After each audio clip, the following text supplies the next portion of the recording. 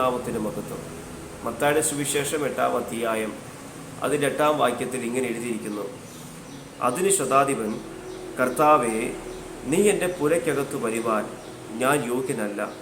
ഒരു വാക്ക് മാത്രം കൽപ്പിച്ചാൽ എൻ്റെ ബാല്യക്കാരന് സൗഖ്യം വരും.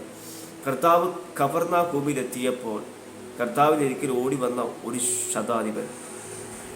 ആ ശതാധിപൻ വന്നിട്ട് കർത്താവോട് പറയുകയാണ്: കർത്താവേ, എൻ്റെ ബാല്യക്കാരൻ പക്ഷവാതം പിടിച്ച് വളരെ വേദന അനുഭവിച്ചുകൊണ്ടിരിക്കുകയാണ്. വളരെ കഷ്ടപ്പാട് അദ്ദേഹത്തിൻ്റെ ജീവിതത്തിൽ അനുഭവിച്ചുകൊണ്ടിരിക്കുകയാണ്.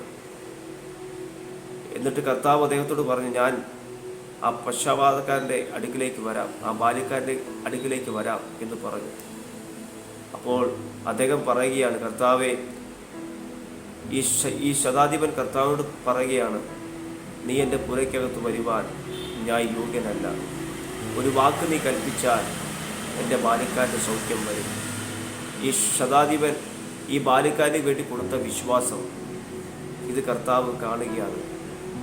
ഇദ്ദേഹം റോമൻ ഭരണത്തിൽ പട്ടാൾക്കാരുടെ മേലുദ്യോഗസ്ഥനാണ്. അത്രയ്ക്കും അധികാര പദവി ഇദ്ദേഹത്തിനുണ്ട്. ആ പദവിയൊന്നും കർത്താവിന് മുമ്പിൽ വലുതായി കാണാതെ അതിനെല്ലാം ദൈവത്തിന് മുമ്പിൽ താഴ്മയോടെ വിനയത്തോടെ അദ്ദേഹം തൻ്റെതായ സ്റ്റാറ്റസ് ഒന്നും അവിടെ കാണിക്കാതെ അദ്ദേഹം കർത്താവിന് മുമ്പിൽ താഴ്മ ധരിപ്പാനിടയായി. ഇത് കണ്ടിട്ട് കർത്താവ് പറഞ്ഞു: ഇസ്രായേൽ ഇങ്ങനെയൊരു വിശ്വാസം ഞാൻ കണ്ടിട്ടില്ല. അദ്ദേഹം പറഞ്ഞതുപോലെ തന്നെ തൻ്റെ ബാല്യക്കാരന് സൗഖ്യം പ്രാപിപ്പാനിടയായി. അദ്ദേഹത്തിൻ്റെ വിശ്വാസമാണ് അദ്ദേഹത്തിൻ്റെ ബാല്യക്കാരന് സൗഖ്യം പ്രാപിപ്പാനിടയായി വന്നത്. എന്നെ കേൾക്കുന്ന പ്രിയപ്പെട്ടവരെ, നമ്മുടെ ജീവിതത്തിലും നാം ഇതുപോലെ തന്നെ താഴ്മയും വിനയം ഉള്ളവരായി മാറണം. ദൈവം നിഗളികളോട് എതിർത്ത് നിൽക്കുന്നു, താഴ്മയുള്ളവരോടോ അവൻ കടാക്ഷിക്കുന്നു. കർത്താവ് താഴ്മ ഉള്ളവരുടെ ജീവിതത്തിലാണ് ദൈവം പ്രസാദിക്കത്തുള്ളൂ. നാം ദൈവത്തിന് മുമ്പിൽ താഴ്മയുള്ളവരും വിനയമുള്ളവരായി മാറണം.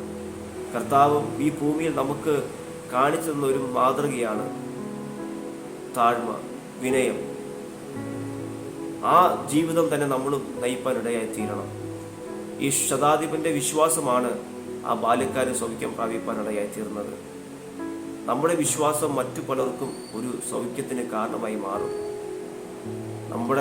നമ്മുടെ ഭവനത്തിലുള്ളവരാണെങ്കിലും നാം ഏത് മേഖലയിൽ നിൽക്കുന്നവരാണെങ്കിൽ പോലും നാം ജീവിതത്തിൽ വിനയം താഴ്മയുള്ളവരായി മാറണം.